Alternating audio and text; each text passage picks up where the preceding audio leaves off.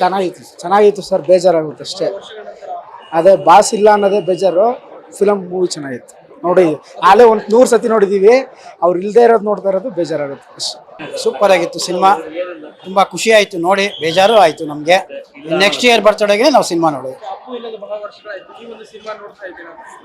ಕಡಿಮೆ ಇಲ್ಲ, ನಾವು ಜೇಮ್ಸ್ ಆದಮೇಲೆ ಯುವ ಒಂದು ನೋಡಿದ್ವಿ, ಅಣ್ಣವ್ರ ಫ್ಯಾಮಿಲಿ ಅಂತ. ಇನ್ನು ಮತ್ತೆ ನೆಕ್ಸ್ಟ್ ಬರ್ತಡೆಗೆ ನೋಡಿದ್ರೆ ಇನ್ನು ಎಕ್ಕ ನೋಡಬೇಕು, ಇನ್ಯಾವುದು ಬೇರೆ ನೋಡೋಣ ಅಷ್ಟೇ. ಅದು ಮೊದಲು ಅಶ್ವಿನಿ ಮೇಡಮ್ಗೆ ಹ್ಯಾಪಿ ಬರ್ಡೇ ಹೇಳಕ್ಕೆ ಇಷ್ಟಪಡ್ತೀನಿ. ಆ್ಯಂಡ್ ಅಪ್ಪು ಸರ್ದು ಸಿನಿಮಾ ರಿಲೀಸ್ ಆಗಿದೆ, ಅಪ್ಪು ಸಿನಿಮಾ.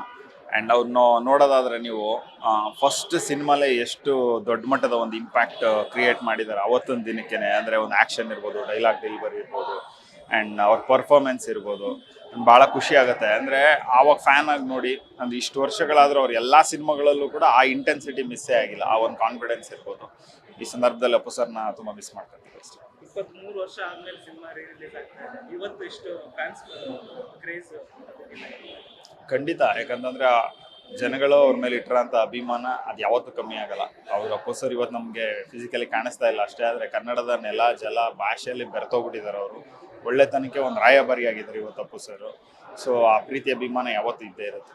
ಸಿನಿಮಾ ಅವರಿಗೆ ಜೇಮ್ಸ್ ಸಿನಿಮಾನ ಡೈರೆಕ್ಷನ್, ಸೊ ಅದೇ ಒಂದು ಕೊನೆ ಸಿನಿಮಾ ಯಾವತ್ತಾದರೂ ಕನ್ಸಿದೆ ಅಲ್ಲ, ಅದು ಯಾರು ಊಹೆ ಮಾಡೋಕ್ಕೆ ಸಾಧ್ಯ ಇಲ್ಲ.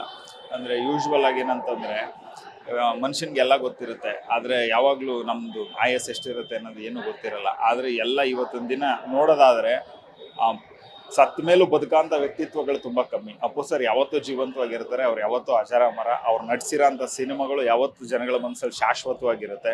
ಅದಕ್ಕೆ ಸಾಕ್ಷಿನೇ ಅವರ ಸಿನಿಮಾಗಳು ಅಂತಲೇ ಅನ್ಬೋದು. ಇವತ್ತು ಬೆಳಿಗ್ಗೆ ಓಪನ್ ಆಗಿರೋ ಅಂಥ ಒಂದು ಕ್ರೇಜ್ ಇರ್ಬೋದು, ಜನಗಳು ಬೆಳಿಗ್ಗೆ 6 ಗಂಟೆಗೆ ಶೋ ಅಷ್ಟೊಂದು ಕಾಯ್ಕೊಂಡು ಬಂದು ನೋಡೋದಿರ್ಬೋದು. ಆ್ಯಂಡ್ ಅಪ್ಪು ಸರ್ ಯಾವತ್ತೂ ಅಜರಾಮರ. ಅವರ ಜೊತೆಗೆ ಕಳೆದಂಥ ಒಂದು ಕ್ಷಣ ಏನಾದರೂ? ತುಂಬ ಕ್ಷಣಗಳಿದೆ, ನಾನು ಹೇಳ್ತಾ ಹೋದರೆ ವಾರಗಟ್ಟಲೆ ಮಾತಾಡ್ಬೇಕು, ಅಷ್ಟೊಂದು ಮೆಮೊರೀಸ್ ಇದೆ. ಬಟ್ ಈ ಸಂದರ್ಭದಲ್ಲಿ ನಾನು ತುಂಬ ಎಮೋಷ್ನಲಿ ಮಿಸ್ ಮಾಡ್ಕೊತೀನಿ ಅಪ್ಪು ಸರ್.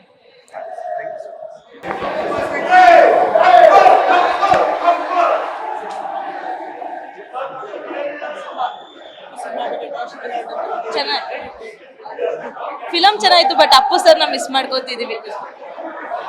ಸರ್ ನೋಡ್ತಾ ಇದ್ದೀರಾ, ಬಾಸು ದೇವಸ್ಥಾನಕ್ಕೆ ಬಂದಿದ್ದಾರೆ ದೇವರು. ಸೊ ಎಲ್ರು ಬಂದು ಕಣ್ ತುಂಬಿಸ್ಕೋಬೇಕಷ್ಟೇ. ಯುಗಾದಿ ಹಬ್ಬ 31ಕ್ಕಲ್ಲ, ಇವತ್ತೇ ನಮ್ಮ ಅಪ್ಪು ಅಭಿಮಾನಿಗಳು ಎಲ್ಲರಿಗೂ ಯುಗಾದಿ ಹಬ್ಬ. ಅಪ್ಪು ಅನ್ನೋದು ಬರೀ ನೇಮ್ ಅಲ್ಲ ಸರ್, ಅದೊಂದು ಬ್ರ್ಯಾಂಡು. ಸೊ ಎಲ್ಲರೂ ಅಷ್ಟೇ ಬಂದು ಥಿಯೇಟ್ರಿಗೆ ದೇವ್ರ ದರ್ಶನ ಮಾಡ್ಕೊಳ್ಳಿ. ಇನ್ನೊಂದೇನಂದ್ರೆ ಸರ್, ಥಿಯೇಟ್ರಿಗೆ ಎಷ್ಟೋ ಜನ ಫಿಲಂ ಬರುತ್ತೆ ಹೋಗುತ್ತೆ, ಬಟ್ ಪವರ್ ಸ್ಟಾರ್ ಫಿಲಂ ಅಂದ್ರೆ ನಾಳೆ ಪೇಪರ್ ಅದೇ ಆಡ್ಲೆ ಹೆಡ್ಲೈನ್ಸು. ಸೊ ಎಲ್ರು ಫ್ಯಾನ್ಸ್ ಬಂದು ಸರ್ ಇವತ್ತು ಸರ್ ಹಬ್ಬ, ಯುಗಾದಿ ಹಬ್ಬ ಅಲ್ಲ, ನಮ್ಗೆ ಇವತ್ತು ಹಬ್ಬ ಇವತ್ತು. ಆಮೇಲೆ ಅಡ್ವಾನ್ಸ್ ಹ್ಯಾಪಿ ಬರ್ಡೇ ನಮ್ಮ ಅಪ್ಪು ಬಾಸ್ಗೆ. ಕನ್ನಡ ಇಂಡಸ್ಟ್ರಿಗೆ 100 ಜನ ಹೀರೋಗಳು ಬರ್ತಾರೆ ಹೋಗ್ತಾರೆ, ಆದ್ರೆ ಇಲ್ಲಿರೋದು ರಾಜವಂಶ ಒಬ್ರೆ. 100 ಜನ ಹೀರೋಗಳು ಬಂದ್ರು, ಇಲ್ಲಿರೋದು local Appu. Appu number 1 ಒಬ್ರೆ.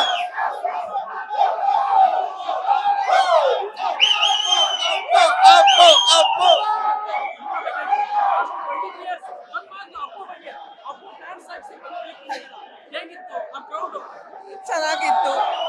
3rd standard ಇದ್ದಾಗ ನೋಡಿದ ಮೂವಿ, ಮತ್ತೆ ಆಫ್ಟರ್ 20 ಇಯರ್ಸ್ ನೋಡಿ ತುಂಬಾ ಖುಷಿ ಆಯ್ತು. ಸಾರಿ, ಇದೇ ಹೋಲಿ ಹಬ್ಬ ನಮ್ಗೆ.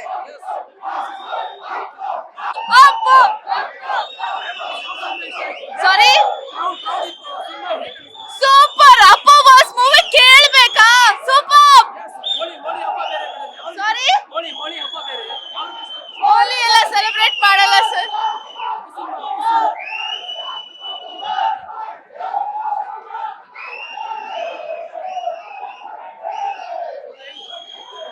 Twinkle twinkle little star, power star, Appu star. ಸುಮ್ನೆ ಯಾರು ಇಷ್ಟೋ ಜನ ಫ್ಯಾನ್ಸ್ ಬರಲ್ಲ.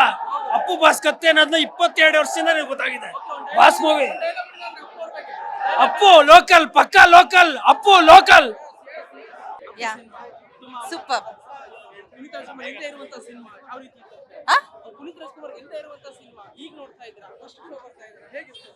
ಹಾರ್ಟ್ ಫೀಲಿಂಗ್ ಏನು ಮಾಡಕ್ಕಲ್ಲ. ಯು ಡಯಟ್ ಫ್ಯಾನ್. ಮಾತಾಡು ಇಟ್ ವಾಸ್ ನೈಸ್. ಇಲ್ಲ ಚೆನ್ನಾಗಿತ್ತು ಮೂವಿ, ಸಕ್ಕದಾಗಿದೆ, ಹೇಳೋದೇ ಏನೂ ಇಲ್ಲ. Evergreen movie.